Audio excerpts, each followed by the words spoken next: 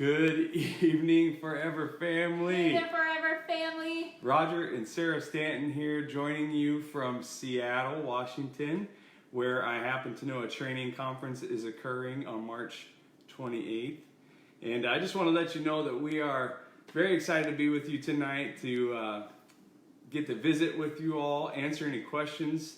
I want to also mention that there are national directors, regional directors, state reps, all these people online with us right now, joining us for the Q&A. So ask any questions that you have, and we'll do our best to have some fun and answer some questions tonight. Before we do, Sarah, do you want to introduce yourself? Yeah, you may be wondering who in the heck we are. Maybe you don't recognize us because we're kind of new on the town. We are ministry leads here in the Tacoma, Washington area. I've been helping out Mr. Rodney Holstrom the last couple years as one of the national mental health champions, and so we're just excited to be here, and honestly maybe a tad nervous, hoping that we can answer your questions correctly. Yeah. Did you? So I intro myself. So well, hold on. We should probably do our official CRM. Yeah, so my official intro is, hello, Celebrate Recovery family. My name is Sarah. I'm a faithful believer overcoming the effects of pornography in my marriage and insecurities. And my name is Roger. I'm a faithful believer in Jesus Christ, overcoming an addiction to pornography and lust. And also, just recently, I got to help out as a national Assimilation Coach for Celebrate Recovery. Yes. And I am so excited to be helping out. I see people joining us from all over. From Michigan, I see Joel from Michigan. Hopefully Joel is going to the Lansing, Michigan on March 21st event, the training conference. North Carolina, I see Miss Jane saying no way that we're on this thing. And we're just excited to be here. Again, if you have any questions, we'd love to answer them. Yeah, or do our best to answer them. Yes. In the meantime, we are super excited to get to go to the training conference that's coming to our area. We would recommend all of you probably already know if you're watching this tonight, that you could go online to celebraterecovery.com and find a training conference that's occurring in your area. We also are very excited to go to the summits this year. We're going to be at the East Coast Summit, and we'll also be at the West Coast Summit. East Coast is July 15 to 17 in Hendersonville, Tennessee. Sorry. And then, of course, August 5th to the 7th in California at Saddleback. We're very excited to go to that one as well. And I just saw Kristen pop on for the very first time. So if this feels a little disorganized, Kristen, it's our first time. So come back next week. We're just trying to have fun, hang with our Forever Family over the next 30 minutes and ask questions. So please send questions our way. Do you have questions about small groups, step studies, how you're running your large group? We want this to not only be fun and spend some Friday night with us, but also be useful as you guys are walking out your ministries. Yeah. What do you love most about Celebrate Recovery, Sarah? It feels like family. Sometimes it feels like family more than my biological family. And I had a rough day a couple weeks ago when I was doing the intro, just welcoming guests, and I started open cheering right from the stage, all appropriate. But it was just so easy to be able to come in on a Tuesday night. We have our meetings on Tuesday nights, and just be open and honest and real, and it's not just a cliche saying Forever Family. It really is. So. It does feel like a family. I think I had lunch today with a guy who is in a different 12-step recovery program, and I was asking him, what is it about the recovery program for you that is a big change for you? And he said, actually, it's the people. It's the fact that we get to spend time with people who understand some of the struggle that we might be going through and can support us. He said he just loves when someone reaches out and just encourages him. And that's exactly what my experience has been at Celebrate Recovery. And it's a reason why Sarah and I are lifers in this program, because it's changed our marriage. Yeah. It's absolutely revolutionized us. We are in our home right now, and our girls are downstairs. Our dogs can't hold lock them. We're doing everything we can to keep everybody quiet tonight. But yeah, it means so much to us to be part of this program. And so I'm going to look at this. So one of our first questions is, how can we increase our attendance during our large group meetings? That's a good question. That's a great question. I know for us, we have talked about getting better at going out and sending representatives to the local Oxford houses, to the courthouses, to the local inpatient facilities, and I'm just talking about the resource that's out there. Yeah. I also think if you have somebody in your life who you know could be better or do better with their life, just invite them. Bring them with you. Say, hey, what are you doing? I'll buy you a dinner. Maybe you buy them a coffee afterward or something, and just engage with them. Bring them with you. The best way to celebrate recovery to somebody is to just bring them, because the program, it's like selling a Porsche. You don't have to do much, because it's a brilliant deal, and all they have to do is experience it. And most of the time, if their heart's ready, they will already be in on the thing with you, and it'll grow as you bring people in. It'll grow. You could also do outreach events, or plug in with some of the outreach events in your area. There's P8 rallies, certainly the training conferences, getting to know other people. We spend some time connecting with other Celebrate Recoveries in our area. I know we've gone and done our testimony at different spots in the area. At first, when this was really overwhelming as a ministry leader, we were like, oh, we just need to focus in on what we're doing. And then it was like, man, I think there's a lot of people who've already done this before. And so just connecting with other Celebrate Recoveries in the area. God's house has lots of flavors, and our CR is just one flavor that God offers. And so you never know what other flavors might impact your Celebrate Recovery as well. Yeah, a lot of good questions. A lot of good questions coming in. You want to scroll down? Well, yeah. I see one right here by Kath. How do you encourage your regular weekend congregation to attend CR? We talk about it. Our pastor will talk about Celebrate Recovery from the stage. And so senior pastor support is one of the keys, right? And so we want to make sure that we're doing everything we can when we put on our CR any given night to help our pastor to set it up well so that he would want to talk about our Celebrate Recovery. And there's been so much life change that when he gets on stage and starts talking to everybody who's in our church, he talks about it in a way that is so attractive that people are like, man, yeah, I want to go check this out too. I want that health that they're talking about. We also have a team that goes out after service for people who've dedicated their life to Christ or recommitted their life to Christ, and in that moment they're ready. They a lot of times are raw and wanting to get the tools, and so we have a team out there who are ready to talk about Celebrate Recovery. Invite them on a Tuesday night. Be willing to save a seat for them. And so if you can have people who are tagged on the weekends to highlight that resource in the church as well, is helpful. What are you seeing on there? Let me see here. I see one. How do you... have you ever had a problem? This is from David Robertson. Have you ever had a problem with your feelings attending AA after going to Celebrate Recovery? I would imagine that going to a program that doesn't openly profess Scripture and Jesus would be hard for me personally. But I know a lot of people who need a meeting at noon on a Monday, and our CR doesn't meet at noon on Monday. And so they go to an AA program or SA or NA or any of the 12-step programs, and it can continue to help somebody through a tough time. So I don't think, while we know for us Celebrate Recovery is right because it promotes Jesus Christ as your Lord and Savior, and certainly that's the basis of our recovery, I would not be opposed to people trying other things and getting as much help as they can as they work themselves through their recovery.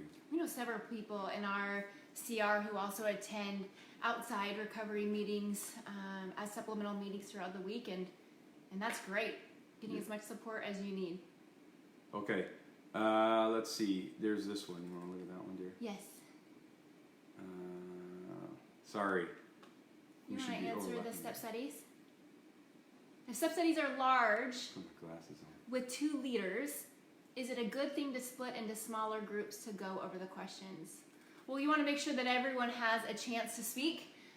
You're doing the work. You're doing some deep work in step studies. And so if that makes sense, if you've got two trained leaders in the group to be able to do that, I think that's okay. You know, the step study groups operate a little differently. They may operate a little more individually than small groups or open share groups on the large night. And so if that works, I don't think we'd be so legalistic, says no, don't do it. But if that works for your group and everyone gets an opportunity to share, then most definitely. I see my friend Bobby Pepper on here saying hi. Hope to see you at the summits, Bobby. I saw one on here. Sorry. Oh. Oh my goodness. Sorry, it's okay. this dead air. You don't have to keep going. I'm trying to find. I saw one, but okay, maybe it keeps. I don't know how to answer it.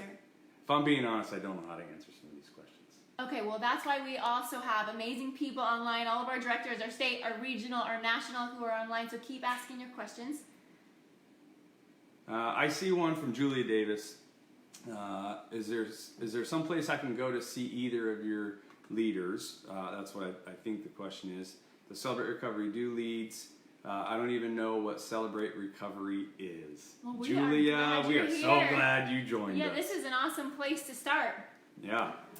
Why don't you tell them what Celebrate Recovery is, is a 12-step Christ-centered recovery ministry that places Christ at the center of your recovery. You walk with Jesus to get the tools that you need, the support, a family around you to walk out your recovery. It consists of steps and principles that will help you overcome whatever hurt habit or hang up that you are walking in with. It's not an overnight program. This is Roger and I. We're going on our 11th year of being a part of a Celebrate Recovery, and we may have worked through one area that we've struggled with, and we are on to... You find another one. Yeah, right? The third or fourth area that we are overcoming. That's right. Yeah. I see a question here from Andy Nielsen. It says, a sponsee says they don't want to go to Celebrate Recovery anymore and wants to take a break from working the steps, but would like to keep their CR sponsor. I think they need to attend CR in order to keep their sponsor. What do you think? I think that a sponsor-sponsee relationship is special regardless of attendance. And I say that because I think that I know that my sponsor doesn't attend Celebrate Recovery with me. And he provides a tremendous value in my life. And if by chance I ever stopped going to CR, I would hope that he would say, hey, look, this does not stop just because you have a change. And people move, things happen in life. Sometimes there's a season where physically you're just not able to make it. And I would say that if there's a relationship that has begun, keep that relationship going. You never know. You just never know how you can help somebody else. You know, that's the why, right? Yield myself to be used by God. It doesn't say if they attend step studies or if they stay in or if they go to CR. And so I think personally, I could be wrong, but personally, I think that that's a judgment call by that person. And I would say, man, hey, keep visiting, keep working together, keep trying to figure out how you can help each other through this thing called recovery, because it's kind of hard, right? So to have a coach walking you through something, it's super valuable. Yeah, and could it be more detrimental if you step out of this sponsor relationship? If we get real rigid with it, could that be detrimental to this person's recovery? Here's a question from Mike Gibson. Can you share your testimony before completing the step study? When we started our CR, it was August 18, 2009, and day one, nobody had finished their step studies. And so we're like, well, hey, we need some testimonies, right? Now, we got testimonies to go, which is super helpful, but we wanted some live testimonies as well. And so there were people who had not finished step studies for a year or so who were giving testimonies. And so I think it's situational. I think that the ministry leader would have to make a judgment call on whether or not someone is ready to do their testimony. I think best practice is probably that they've worked the steps and they can figure out how to make it through the system, right? Before they get up in front of other people talking about Celebrate Recovery. So I think best practice would be that they make it through a step study, but I don't know that that's always 100% the case. Julia Davis says, when you say recovery, are you talking about drug addiction? And that could be one area of recovery that we're talking about, but we're talking about recovery from any area that is causing you to miss the mark, that's causing you suffering, that's causing you pain. So that while that could be a drug addiction, it could be a pornography addiction, it could be anger, it could be codependency, it could be integrity in another life area. So I want to give a shout out to John Martinson. April will be 4 years of CR in Biltmore Church at Asheville, North Carolina. Very cool. Congratulations. Way to work. Way to hang in there.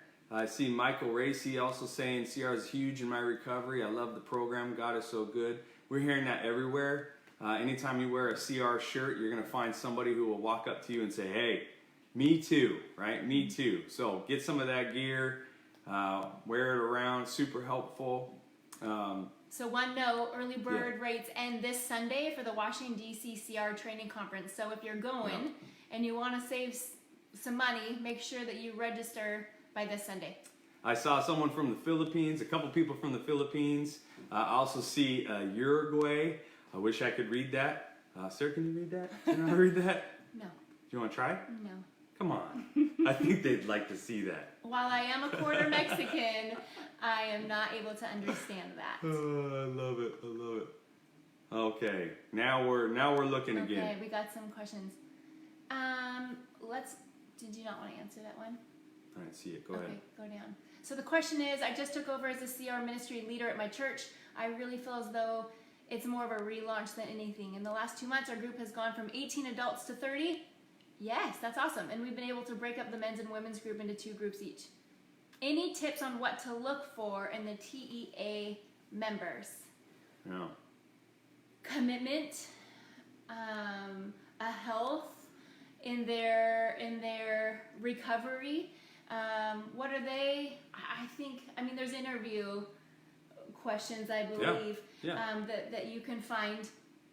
But I mean, hear their heart, and also be praying about it. Be praying that God would direct you to the right TEA. You want to make sure that those people are in it, and I know that we rely heavily on our team members. That we do such a small portion, and our TEA, our core team, we rely on heavily. So you want to make sure that they're reliable, they're dependable, they've worked the steps. Yeah, I also think that great members of your TEA are members who have an ownership of the program. So when it comes down to it, they're for Celebrate Recovery, they're for your church, and they can find a way to mix the two of those, get the church's culture into Celebrate Recovery. Then you're always going to have your senior leaders support. You'll always have staff support because you're championing your church, right? Our church in Tacoma, we work really hard to make sure that Celebrate Recovery, because it's so broad, it can fit into any culture. And so find the people who are for CR, for recovery, that would, if you just started talking to them, somehow Celebrate Recovery would come up. I'd start with them. Even if they're not the most skilled humans in the world, they have the heart for it. And you can train them. You can teach them on some of the ways, right? So I'd say start with people who you know are committed, who love it, and can continue your leadership. I saw that. Where'd that comment go? Yeah, there was a question that said... I'm a church staff member wanting to turn my ministry leader role to another person. How do I go about doing this? Well, that's Bruce. My suggestion for this is I always want to duplicate myself. Whatever role I'm doing, whether it's at work, especially in Celebrate Recovery, you want to duplicate yourself because you just never know. And so I would pull someone alongside and start saying, hey, would you like to do a message? Or maybe you start with reading the Beatitudes or doing the Serenity Prayer or some part of it, and get them to where they start thinking about, involve them in the decisions for Celebrate Recovery, have them make the handouts, right? Have them start thinking about okay, what if this was my job? What if this person was no longer here and I had to own all this stuff? How would I do it? And then as they start to take some of that, you have to let go, right? And let them figure that some of that stuff out for themselves and do it a different way than you might do it. And that's okay, right? But I would say that would be the best way to transition someone in, is to duplicate yourself and have them slowly take it on. Well, and I'm curious to know, is the ministry leader that you are replacing, do they know that they're about to replace? We talk a lot in our home church, but we're going to run to the mess.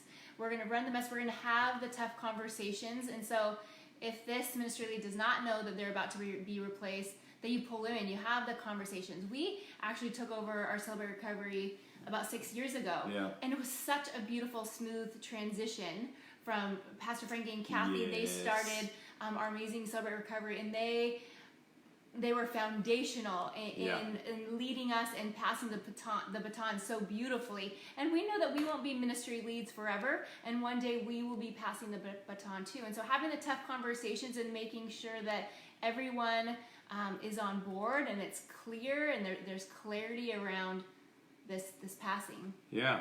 I see Miss Darla has joined, and Miss Darla, we love you so much, and we're so glad to see you on this.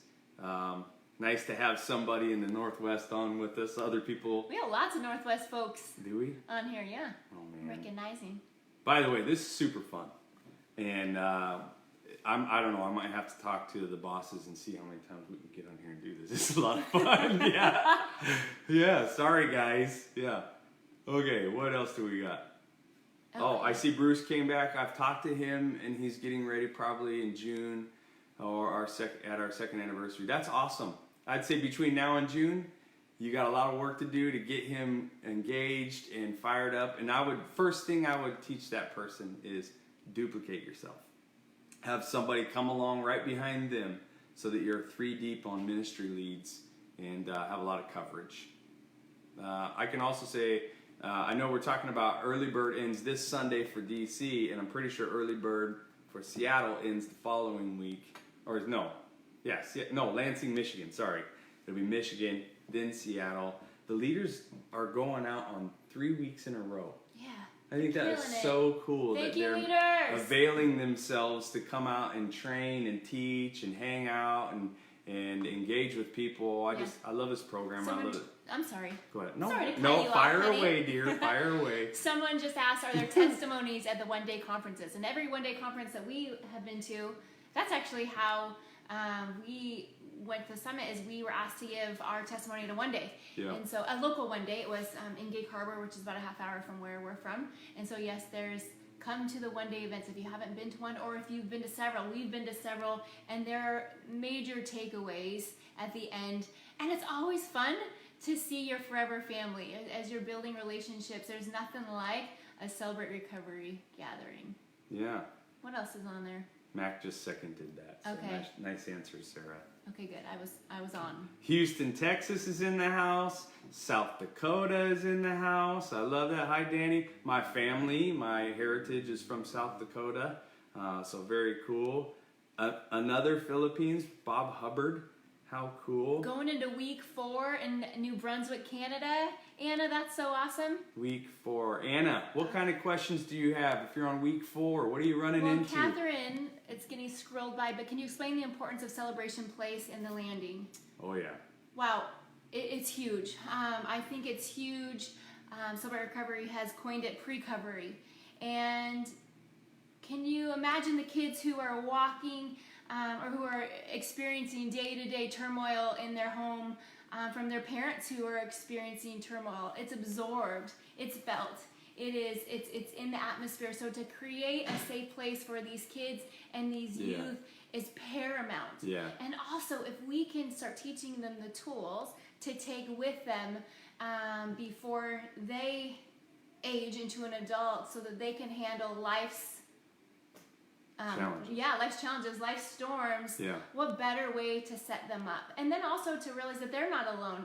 When we walk into Celebrate Recovery, so nice knowing that we are not alone as we walk through our challenges. It's the same for our kids. It's the same for our landing, to walk in and and say, wow, me too. Wow, their story is so much like mine. They can experience the hope that we experience when we walk out our recoveries with our Celebrate Recovery family. Yes, I see a question here from David De La Cruz. Is it wise for a ministry leader to micromanage his team leaders? I think wise and micromanage probably don't go very well together. That's just me. I would say no. I would say definitely not. There's nothing worse than trying to lead and feeling like, oh man, I'm going to help so much. And then having somebody come and go, actually, I probably would have done it this way. Or actually, the way that you're supposed to do it is this. It just sucks the wind out of somebody's energy in leading in your CR. So I think that, it's hard because sometimes you have leaders who have strong opinions and want to do things differently, right? So you have to watch for that. You certainly can't just tell them to just go and off they go. There is some leadership that has to happen, but boy, micromanage is a pretty strong term, and I don't think that your CR will grow very well because you'll have a bunch of leaders who maybe aren't owning as much as they could own because this one leader is saying, no, we're going to do everything this way, and we're going to do it this way, and we're going to do it this way. So, I'll speak to the other side of that as well. I had someone who was a part of our team come up to me and say that I actually didn't support her at all. And I recognized that we kind of let our team go. We have an amazing team. Yeah. And then I think how I operate is if there's a problem, they're going to come to me. If they need extra support, then what I'm offering them. But I walked away saying I could have done better. I needed to do better. And so I think it's a two-way street where we do a good job at checking in, but also that that we rely on our team members that if they need something that we're not giving them, that they're coming to us and they're asking for further direction. But I could have done a much better job as well. Nice. Good job. I have this one for you next, but I'm going to answer this one. Why are Bob Hubbard, why are monthly leader meetings so vital to success, to growth of our CR ministry? The opposite of micromanaging is not managing at all and just walking away. And if you don't have opportunities for your leadership to touch base and to get on the same page and to lead the same way, it's really easy to have a celebration place start heading one way and a landing heading another way, and childcare doing something completely different, and then the adult CR and all the different groups that are happening, hosting groups differently, facilitating differently, all those things, that it can happen. And the Bible talks about without a vision people perish, and I think without a vision culture perishes. And so getting together as a leadership team, once a month, we used to do SWOT analysis every single night after our CR. We would get together for an hour, the team, and this is a Tuesday night, so people had to work the next day, and we do a SWOT analysis on the night. And SWOT stands for strengths, weaknesses, opportunities, and threats. And it brought our team together, just even talking about some of the hardships that we had together. Go ahead. Yeah. There's a question out there that says, explain how mental health awareness can be better in small CRs. It seems to be a stigma in a few places. I think it can be better anywhere and everywhere we go. Yeah. I think it is getting better, and I think one of our angles is just to talk about it more, just to create a culture where we are attempting to destigmatize. And so we're not, that doesn't mean that we're having an anxiety group or a depression group, because again, we don't want to throw all of us who may have mental health diagnoses onto a little island, but that we have literature, CR literature around mental health diagnoses, and just to create our testimonies are representing people who are working through, or I want to make sure that I'm saying this correctly, just how they're walking through a healthy life, managing their mental health symptoms. And so just whether it's a small CR, whether it's a large CR, we just want to get better at talking more about it, and having mental health champions in each CR. And that is just identifying individuals who feel comfortable, who feel like they can really champion and advocate for those who walk in, who live day to day with mental health diagnoses.